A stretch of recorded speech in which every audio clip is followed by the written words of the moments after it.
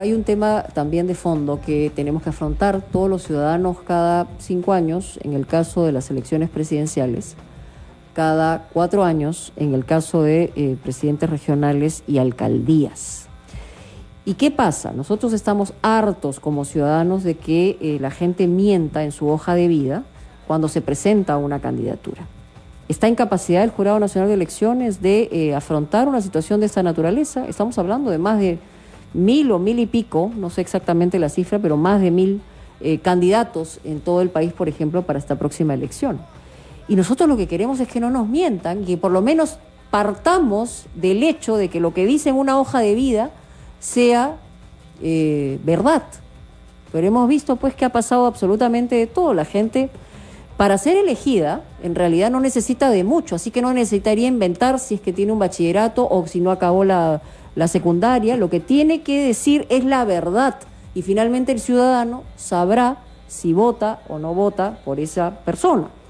Hemos invitado al doctor Michel Samaniego, que es secretario general del Jurado Nacional de Elecciones, para hablar de este tema, si efectivamente sirve o no sirve de algo que los candidatos a una alcaldía presenten una hoja de vida. Y hasta qué punto el jurado, y esa sería mi primera pregunta al darle la bienvenida a nuestro invitado, hasta qué punto el jurado tiene la posibilidad de, antes de ser elegida esa autoridad o esa posible autoridad, podamos enterarnos de que nos está mintiendo. Gracias por estar aquí. Buenas tardes, ante todo, muchas gracias por la invitación. En principio, las declaraciones juradas de vida son una obligación de los candidatos que se están presentando para estas elecciones municipales y regionales. El Jurado Nacional de Elecciones, para facilitar este trabajo a las organizaciones políticas, ha puesto a su disposición ya desde el 2010 un sistema o una herramienta informática denominada PKOE. En esta herramienta informática permite a las organizaciones políticas llenar en línea las declaraciones juradas de los candidatos que se van a presentar en estas próximas elecciones. Y cuando hablamos de declaración jurada, ¿hablamos básicamente de tenencia de bienes o hablamos también de cuál ha sido parte de nuestra vida en términos de educación, familiares, o cuáles son las preguntas que responden esos candidatos que tienen que estar en esa declaración jurada? Esencialmente, los datos que los candidatos deben llenar en estas declaraciones juradas de vida son sus estudios escolares, sus estudios superiores.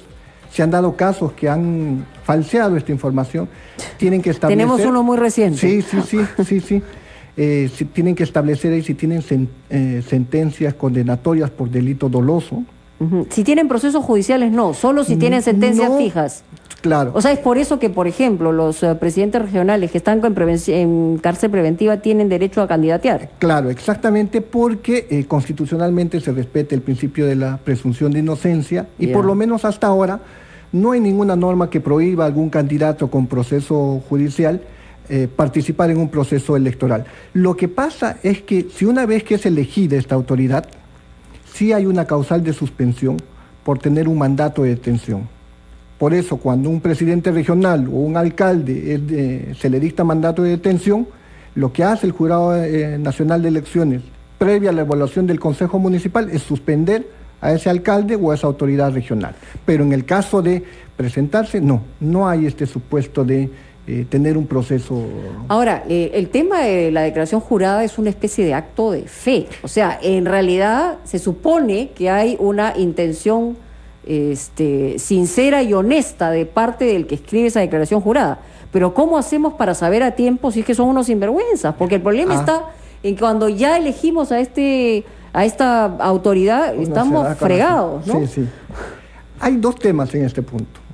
Hay una primera, vamos a decirle, un primer filtro, que es el mecanismo de la democracia interna de los partidos políticos, donde los candidatos deben publicar sus declaraciones juradas de vida en las páginas web de los propios partidos. Y es una responsabilidad de los partidos. Pero ni partidos hay, mi querido señor Samaniego. El segundo filtro es cuando se inscribe la candidatura o la lista, ingresan en el sistema del Jurado Nacional de Elecciones la declaración jurada, y esta declaración jurada es accesible. Es pública. Pública a todos los ciudadanos. Tenemos incluso un mecanismo de voto informado, donde uno puede entrar y ver las declaraciones juradas de vida de los candidatos. Además, una vez que se inscriben en los gobiernos municipales, las declaraciones juradas de vida son publicadas, ¿no? Entonces, es una responsabilidad también ciudadana estar pendiente, enterarse y participar de quiénes son sus candidatos, y yo creo que tienen la responsabilidad de ingresar a la página web del Jurado Nacional de Elecciones para, en su caso, interponer tachas contra estos candidatos. A eso voy, es decir, se presentan y se publican estas hojas de vida, y si cualquier ciudadano ve que hay un engaño envuelto en esta hoja de vida, al Jurado Nacional de Elecciones todavía le queda la oportunidad de aceptar esa tacha y no permitirle candidatear. Efectivamente. ¿Cuánto tiempo tiene el ciudadano? Hay dos mecanismos. Luego de publicada la lista, tienen 3 días para tachar. 3 días hábiles. Es un plazo legal que nos pone tanto la Ley Orgánica de Elecciones Regionales y Municipales, pero independientemente de este plazo de tachas, hay un mecanismo que el Jurado Nacional de Elecciones utiliza a través de la Dirección de Fiscalización, fiscalizan todas las hojas de vida. Ahora, usted comprenderá que, por ejemplo, en el año 2010 hubieron más o menos como 14.500 listas, lo que implica una revisión masiva de aproximadamente, puedo estar errado en el número, pero aproximadamente 100.000 hojas de vida. ¿Y estamos hablando para las presidenciales? No, para estas elecciones. Para estas. Para estas elecciones regionales y municipales, ¿no? Ya, ok. Aló, buenas tardes. Aló, buenas tardes, Mónica. Sí, lo escuchamos. ¿Con quién hablamos? Te saluda César de Magdalena. Sí, César, te escuchamos con atención. Gracias. Pero justamente, hablando sobre este tema, a mí lo que me preocupa es, por ejemplo, que no tenemos realmente una democracia verdadera en los partidos políticos. Tenemos el gran problema, por ejemplo, de que, digamos, el ejemplo, ¿no?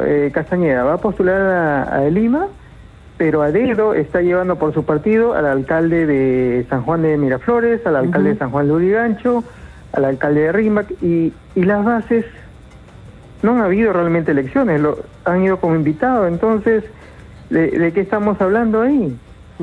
¿De qué manera el Jurado Nacional de Elecciones o las leyes pueden amparar a las bases en las cuales, por ejemplo, han habido precandidatos, han estado haciendo campaña durante 4 años probablemente, haciendo sus trabajos para poder ser líderes y representar a su partido de la mejor manera, pero que ahora se han visto truncadas, ¿no?, sus ilusiones democráticas? Esa sería mi pregunta. Gracias. Muy bien, muchísimas gracias. Tenemos otra llamada. Hola, buenas tardes. ¿Aló? Sí. Aló, buenas tardes, bienvenido a Capital. Es para hablar sobre el tema. Sí. Yo por lo que he escuchado de tu invitado, he entendido de que él está diciendo que es deber del ciudadano revisar 1.000 y pico candidaturas, 14.000, para saber por quién voy a votar. Oiga, señora, a ver, este señor es una utopía, ¿no? O sea, yo soy ama de casa, soy votante, tengo el derecho a votar.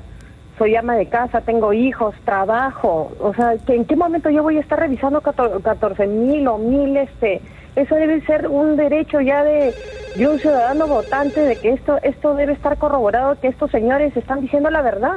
Yo, ¿en qué momento voy a revisar eso? Sí, bueno, yo no creo que sean 14.000. Uno revisa obviamente lo que tiene que ver con su propia jurisdicción, pero de todas maneras es verdad que la autoridad tiene una responsabilidad, pero el ciudadano también. Me gustaría responder partiendo de la segunda pregunta, que me parece muy interesante. Efectivamente, no es que se tienen que revisar todas las hojas de vida de todos los candidatos, sino de los candidatos a su respectiva circunscripción. Por ejemplo, revisar la hoja de vida del candidato o del candidato alcalde para el municipio que corresponde. Ahora, efectivamente, es una no es solo una obligación del ciudadano, sino también es un deber del Jurado Nacional de Elecciones fiscalizar estas hojas de vida. ¿Pero cómo lo hace? O sea, ¿cómo cruza información? Él recibe el Jurado Nacional de Elecciones, pero ¿tiene alguna forma de cruzar información? ¿Tiene una investigación paralela que hace respecto a las hojas de vida que recibe? Sí, a través de la Dirección de Fiscalización, una vez que se inscriben las listas y pasa el periodo de tachas, se inicia un periodo de contrastar o fiscalizar estas hojas de vida. Se cruza información con el registro de condenas, se cruza información con la Asamblea Nacional de Rectores, se cruza información con los colegios que los candidatos han puesto en sus hojas de vida. En muchas ocasiones algunas instituciones no responden oportunamente y entonces ahí tenemos algunos problemas, pero sí hay un cruce y efectivamente la Dirección de Fiscalización pone en conocimiento de los jurados electorales especiales inconvenientes de estos candidatos y muchos de ellos son excluidos antes del proceso electoral. Sí, pero sí el colador no es suficiente, porque hemos visto no es que... suficiente porque también hay limitaciones presupuestales, ¿no? Y ahora, en el caso de los partidos políticos que nos decía César de Pueblo Libre, y es cierto, el Perú en realidad no ha fortalecido para nada el tema institucional ni de partidos políticos, que es donde yo creo que hay un problema mayor, pero tampoco hay ninguna exigencia ni tampoco reciben ninguna sanción si es que no hacen lo correspondiente para determinar a sus propios candidatos, ¿no? Claro, efectivamente hay varios problemas en la ley de partidos políticos. Hay también proyectos de ley que se han presentado. Pero ustedes no tienen la capacidad para obligarlos. No. Hay que partir de eso. O sea, no hay nada que los obligue. No. Y a lo que no están obligados pueden no hacerlo sin ningún problema. Claro, porque un partido político tiene unos mecanismos de democracia interna, unos mecanismos también internos de control, y ahí es un poco difícil ingresar, ¿no? Hola, buenas tardes. Hola, César. ¿Qué tal, César? Sí. Yo soy César de Pueblo Libre, que llamó antes era César de Magdalena. Ah, de Magdalena, perdón, usted es de Pueblo Libre, ya. Antes de entrar al tema, quería contestarle a mi tocayo el caso triste de Lourdes Alcorta, que simplemente ella no salió elegida por las bases, hicieron la trampita, la llevaron como invitada. Eso fue realmente una estafa para las bases, así es que ya sabemos quién es Lourdes Alcorta. Bueno, del otro caso, es respecto a este caso creo que emblemático de esa señorita que quiso hacerse pasar por ingeniero, la señora Ingrid, no me acuerdo su apellido, creo que para el puesto de Contralora, y el Colegio de Ingenieros simplemente la descubrió y la denunció, ¿no? Casos similares es también el del ingeniero Weissman, ¿no? Que se hacía llamar ingeniero Weissman en todos los medios y todos los periodistas también. Ahí existe un artículo en el Código de Ética de Ingenieros en que ningún ingeniero puede hacer pasar a otra persona como ingeniero, y esto es malo, ¿no? Aparte que viene lo que es usurpación de grados y títulos, que es un problema penal. Así que deberían tener mucho cuidado todas las personas cuando abren la boca y se hacen pasar por ingenieros o quieren hacer pasar a otros por ingenieros, en a veces seminarios pichiruchis, sí. pero dicen, el ingeniero tal. Bueno, hay un muy buen profesional que se llama el bachiller Díaz Huaco, que es de Telefónica. Él es muy antiguo. Tienes que apurarte porque tengo que cortarte por la hora. Así que si me quieres resumir en una frase lo que quieres decir, encantadísimo, César. Simplemente tener cuidado que el Colegio de Ingenieros dispone de una base de datos y cualquier cosa con lo que son grados y títulos, la ANR tiene la palabra. Tiene la palabra. Los títulos y los grados. Perfecto. De acuerdo, hay algunas profesiones que se puede, hay otras que no necesariamente. Vamos a una pausa y ya regresamos aquí en Capital 96.7, donde tu opinión importa. Titulares y volvemos. Muy bien, estamos de regreso aquí en Radio Capital 96.7. El doctor Michel Samaniego, secretario del Jurado Nacional de Elecciones, está con nosotros para hablar de cómo funciona y qué procedimiento deben seguir todos los candidatos ante el Jurado Nacional de Elecciones para presentar sus declaraciones juradas y sus hojas de vida. Hemos dicho también que el Jurado Nacional de Elecciones hace su trabajo, pero también tiene las manos atadas porque no puede exigirle o no puede obligarlos a, por lo menos, presentar con tiempo estas declaraciones juradas ni hojas de vida. Pero de todas maneras, me pedía acá el doctor Samaniego hacer una invocación a los partidos políticos y a los candidatos. ¿Cuál es esa? Bueno, gracias por permitirme. En principio es invocar a las organizaciones políticas que están presentándose para este proceso electoral de octubre, que presenten oportunamente las declaraciones juradas de vida de sus candidatos y así como utilicen un simulador que el Jurado Nacional de Elecciones ha puesto a disposición de las organizaciones políticas. ¿En qué consiste este simulador? Les permite practicar si cumplen los requisitos de ley, tanto las listas como los candidatos.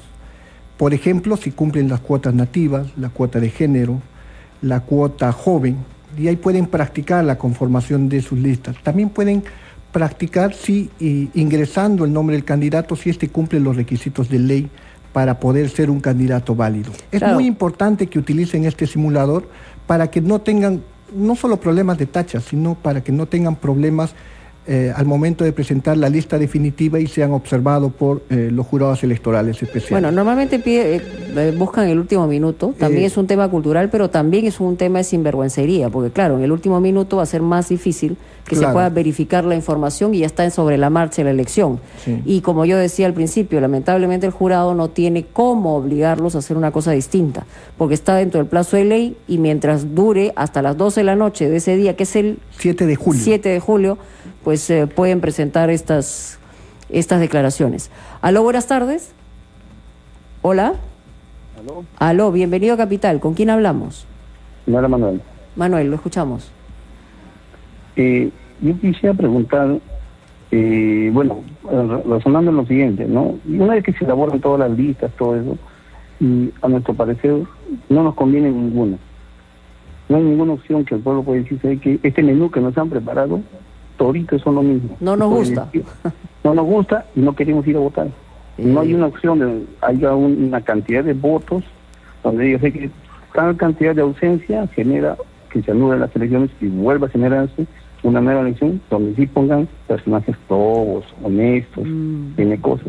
Bueno, creo que no, pero le vamos a dar la palabra a la autoridad para que se lo comente. Bueno, si se llega a un determinado número de votos de ausentismo, obviamente se da la figura de que se declara nula la elección. ¿Cuál es ese número? Si mal no recuerdo, es más del 50% de ausentismo. O sea, que es poco probable. Muy poco probable. Nunca ha pasado, además. No recuerdo bien exacto el número, pero es por ahí. En esos casos se da... Alrededor del 50%. Sí, se da la nulidad de la elección y se convoca a una nueva elección. Y en elección. todo caso, cuando hay una elección y ¿qué número de votos en blanco hace que se anule la elección también, o de esa candidatura? 2/3. 2/3. Sí. Bueno, esos son los mecanismos democráticos que se pueden ejercer, en realidad. Ahora, si una persona no va a votar y está obligada a votar porque la ley no los dice, va a ser sancionada, ¿no? En términos pecuniarios. Con una multa. Con una multa. Hola, buenas tardes. No hay llamadas. 212-5353 es nuestro número telefónico de la central. Y lo que usted señala es también es bien claro, y lo que sabemos todos es que para ser candidato no se necesita más que por lo menos ser peruano de nacimiento. Uno puede ser analfabeto, puede no tener título, puede no haber terminado el colegio. O sea, no pasa absolutamente nada y uno puede ser candidato. Lo que no puede hacer es mentir. Sí, y tener el ejercicio de sus derechos políticos, ¿no? Ahora, ¿por qué miente tanto la gente para el Sosoja? Es un tema de ridiculez, de prejuicio, que quiere aparecer algo que no es. O sea, uno se aloca con eso, porque la verdad... Lo curioso es que mienten mucho, creo, es una percepción, en el tema de la educación. Pues se sienten que avergonzados finalmente de no haberlo hecho. Yo supongo, ese es el tema. Pero más avergonzado debería sentirse de mentir a la gente, ¿no? Claro, que va a votar por él o por ella. Claro, porque no creo que lo que uno debe reflejar en el electorado es la honestidad. Y precisamente, si mienten en una cosa tan pequeña, es obvio que cuando estén en el ejercicio del cargo van a tener mayores problemas, ¿no? Última llamada. Aló, buenas tardes. Aló, buenas tardes. ¿Qué tal? Bienvenido a Capital. Señora Mónica. ¿Cómo le va? ¿Qué tal? Dígame. Referente a la hoja de vida, veo, digamos, hasta... hemos perdido... De acuerdo a la jurisprudencia, digamos, a nivel de nuestro juzgado nacional. Sí, tenemos un problema con la comunicación, estimado oyente. Lamentablemente no lo podemos escuchar y el tiempo también se nos ha acabado. Entonces, la invocación está hecha y la primera invocación que le hace la ciudadanía es, por Dios, no mientan. Traten de hacer bien su trabajo y traten de ser honestos con el público o la ciudadanía que puede votar por una mujer o por un hombre. Entonces, eso es el único pedido que hay que hacer y hay que cumplir con las normas y los plazos y hacerlo con tranquilidad para tener la oportunidad de saber de qué se trata, ¿no? Sí. Yo le agradezco mucho su presencia aquí y espero que su trabajo sea bueno, en todo el sentido de la palabra. Muchas gracias por la invitación y por la oportunidad. Gracias. Muy gentil. Vamos a hacer una pausa, ya regresamos. Esto es Capital 96.7.